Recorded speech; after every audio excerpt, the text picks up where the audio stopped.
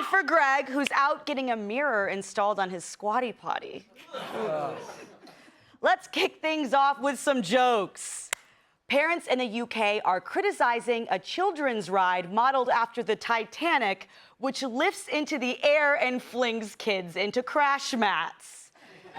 Even more shocking is their escape from Epstein Island room. Starting off strong, guys.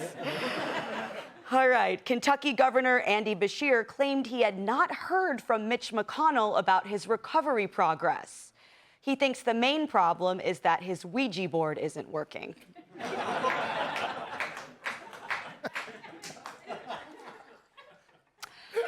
A winner has been crowned in the 2026 World's Ugliest Dog contest. So congrats to the little fella on his huge win.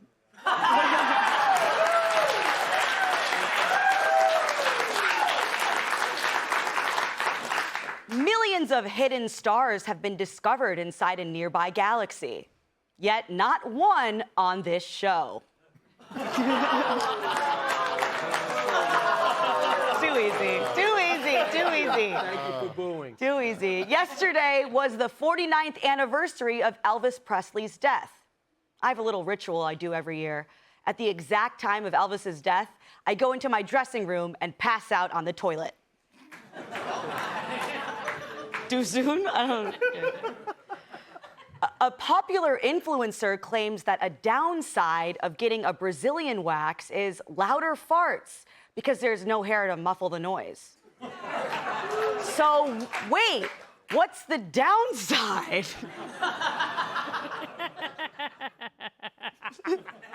You guys, that is so funny. I'm seeing that louder farts are good. All right. A massive tooth from a prehistoric megalodon, the largest shark to ever live, was discovered along the Jersey Shore. And you can tell the giant shark was actually from New Jersey because the tooth was found alongside a giant gold neck chain.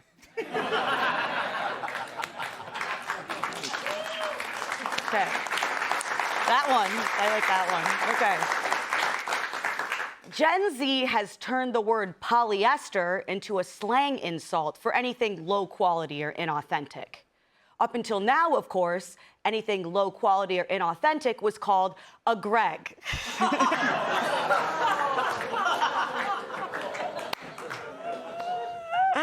Now to the monologue.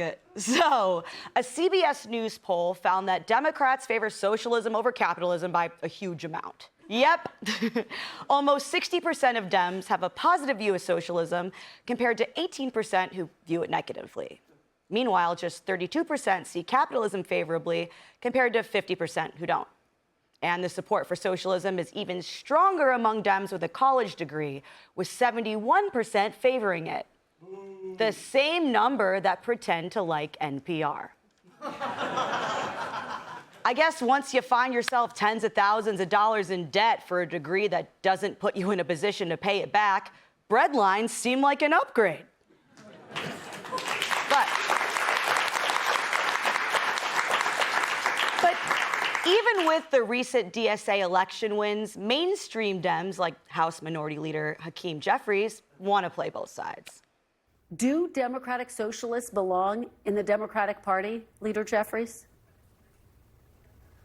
Well, what I can say is that I do not support defunding the police. I do not support open borders. I do not support abolishing the Senate. Well, listen, I don't support the DSA agenda as has been articulated by the DSA itself. Now, you're going to have individual members who have been elected in Democratic primaries, and if they are elected in the general in November, will be part of the House Democratic Caucus. It's going to be a broad caucus. So he rejects the DSA's ideals, but also calls them part of a broad caucus. That's like me saying I love soup, but hate the warm, cozy feeling that radiates from the inside out and pairs perfectly with a hard-crusted bread. Soup, they like soup. But it gets even weirder. And much like Joe Mackey's erotic Star Wars fan fiction, I mean that in a bad way. That same poll found that a majority of Republicans, 54%, approve of government price controls. That's pretty scary because we know that price controls below a market level lead to a reduction in supply, which leads to stuff like shortages, reduced quality, wait lists, and black markets. Could you imagine if we wound up needing a black market for like groceries? You couldn't eat a summer macaroni salad without worrying if the mayo was cut with fentanyl. But you may notice that big government is resonating with a big number of people. And this coincides with a large number of people, particularly young people, believing that the American dream is out of reach, as home prices have so dramatically outpaced wages that the data shows a large percentage are structurally locked out, with no amount of cutting luxury spending like lattes or vacations being enough to close that gap. For many, the fundamental American dream of having your own home seems like a fantasy, unless you're born into wealth or own a quality Leering center.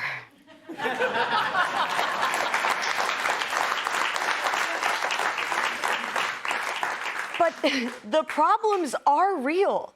Ignoring them won't make them go away, like is the case with new seasons of Grey's Anatomy. How do they keep coming? How do they keep coming? The problem is, when it comes to the DSA, their solutions suck. They'll make everything worse. And you don't have to take my word for it. Look at what's happening in New York City. A Dem Socialist state assemblywoman recently suggested that if someone steals something they say they need, maybe that shouldn't be a crime. Most of what we saw were crimes of poverty. People who were stealing things like toothpaste, people who were stealing things like, soap. And that means if you're stealing those things, you need them. And we are choosing to protect billion-dollar companies like CVS and Walgreens over the people who are struggling to get by. So I would say that the true crime is that there is such incredible wealth disparity in this city that there are people who can be thrown in jail simply for having a biological need. Well, if we're talking biological needs, I guess that means you should be able to on the floor of CVS too.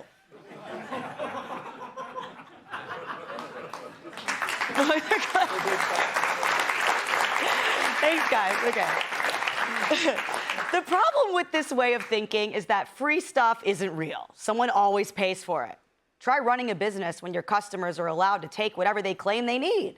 So, what does anyone who doesn't want socialism to creep into our daily lives do next? Step one is to acknowledge that, as the kids like to put it, the struggle is real. And once they're listening, explain that the solutions socialism offers will actually only make everything worse. And then offer better ideas that might actually work. Let's welcome tonight's guest. The only thing brighter than his smile is the twinkle in his eye, and we're so glad he's here. Wow. Host of Fox and Friends and One Nation, Brian Kilmeade. He was such a good DEA agent on Breaking Bad that his family disinvited him from Thanksgiving. Actor and comedian Stephen Michael Quesada. He's so bad at being a criminal that they actually kicked him out of Congress. Former GOP Congressman George Santos. And for some reason, this show is a stop on her honeymoon. The host of Kennedy Saves the World podcast and new wife, Kennedy. Woohoo! Brian. Yes. So good to see you. I can't believe what a nice introduction. I thought I was on the wrong show. I mean, I wrote it myself. I know, I'm honored. Just because, Greg would say those other things, not me. right. Not me. You are very nice. Thank you. Thank you. So I'm sure you have a couple of things to say about this. A couple of things. Number one, when it comes to socialism, I understand where you're coming from. Hey, if people feel they need to be subscribing to socialism, they feel down about society, I think people got to learn to grind a little bit. So, I mean, if you saw that 49% of the people without a degree do not want socialism. It's the 71% that have a degree that want socialism. Those are the ones that should be succeeding, but it's a little bit too hard. And I think they're being poisoned by the university community. So I did some research because I knew my introduction would be good and I felt the responsibility. So I said, why is it that right now people are so down about America? 250. I said, why don't we go back to the 200th anniversary, 1976? Do you know in 1976 interest rates in 1975 were 9%, 8.9% in 76, 8.8%. Do you know that the country, 77% of the country, thought America was in a good place at that time? Do you know that for the most part, if you go back, inflation was at 9% in 1976, but yet we still love the country and weren't trying to throw capitalism in the street. So now the numbers are at 4% unemployment. Inflation's at 2.8%. I think we've just gotten soft. That's the problem. Well, that's, first of all,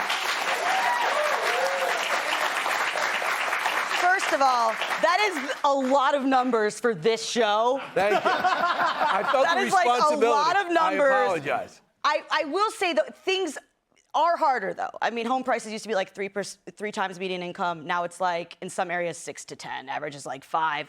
Does not mean socialism is the answer. Absolutely going to make everything absolutely worse. Stephen, welcome to the show. So glad to have you here. I met you at your club in New Mexico doing stand-up comedy, where I was on stage and able to get away with saying a lot of things that I could not say on this show and keep my job. So thank you for having me. And you kept your job. And I did, So is there anything you'd like to say about this topic, or anything even perhaps tangentially related? Well, you use you don't need to use any numbers. I think we've had enough numbers for this. Yeah, I don't have numbers, right? I'm a former county commissioner. I have experience, and I've been a part of this, making many decisions, right? And it always seems like the people who have to go to work are into socialism, and the people who own the work are into capitalism, right? And so for me, it's about making sure that everybody is heard, and that we come together and start working as Americans to figure out what our challenges are and what our solutions should be. You know, if I would ask my daughters, hey, are you into capitalism? Are you into socialism? We're like, we just want to figure out what's for dinner, man. Yeah. You know what I mean? So a lot of people aren't knowledgeable about it. So the more you know, well, the more you know. Yeah, I agree with that. What should I have for dinner? I don't have numbers. Good. My numbers are awful. No, but she says this need, biological need. I have a biological need to own everything Hermes makes. You don't see me smashing and grabbing. Like it's crazy. Like they try to downplay everything when it fits their agenda, but then they'll upplay everything that they want to, I guess, sensationalize, like myself. So I think that the entire insanity that's brewing, and I've never seen somebody scareder of a question like Hakeem Jeffries answering that question. Yeah. I know the man, he's terrified answering that question, because you know what? If you guys remember McCarthy's confirmation to be speaker, I think we're going to have a 2.0 version of that if Democrats take the House. He's not going to be speaker, at least not without a very long sought-out fight. So my point here is socialism bad. No matter if it's killed me numbers that just literally threw me off, or if it's whatever that chick is saying in the very unsettling outfit, it's bad. It's just very, very bad. Now, Kennedy, first of all, I want to thank you for appreciating my fart joke. I thought it was masterful. Thank you. I was excited about it all day, because it was saying that the loud farts are a bad thing. And what I did with the joke is I then flipped it. Yeah. Saying, what's the downside? What's the downside? Because that sounds like an upside. Yes. Okay. So thank you. It's a good warning. I'm really glad. That one was for you. Thank you. So, okay. I'll tell my waxer next time. Tell them you're here because you read that. Exactly. I'll bring the New York Post article in. Right here. Hi. So I was watching Fox Business the other day, and Brian Brenberg said, I'm going to say something that is controversial. He said, I do believe it's morning in America, because economists like him look at these numbers, and to Brian's point, they go, you know what, it really isn't that bad. But you're absolutely right. Like, how you feel about your own personal economy and what unemployment and inflation might tell you, those are two completely different things.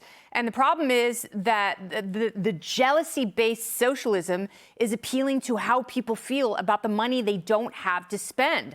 The problem is their solutions are horrible. I mean, there is nothing more consistent than the god-awful track record that socialism has in its wake. There is death, there is destruction, there are cratered economies and countries that will never rebound. All you have to do is look at some of those Soviet bloc countries, and it's like, you know, sure, they got a tiny taste of freedom, and then they got drunk on the promises of socialism. You know, we're going to get rid of the wealth disparity. The only way of really getting rid of the wealth disparity is to bring people down.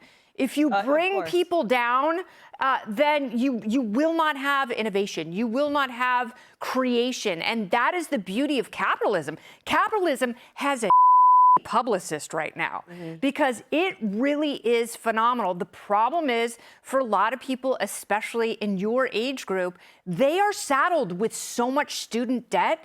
And you're right, it's not the avocado toast. Right. It's not the pumpkin spice latte. The season is about to start. It is the fact that they are spending $2,000, $3,000, $4,000 a month trying to pay their student loans that they will never be able to tackle. Be sure to like and subscribe for all the Fox News latest on YouTube and catch full shows streaming now on Fox One.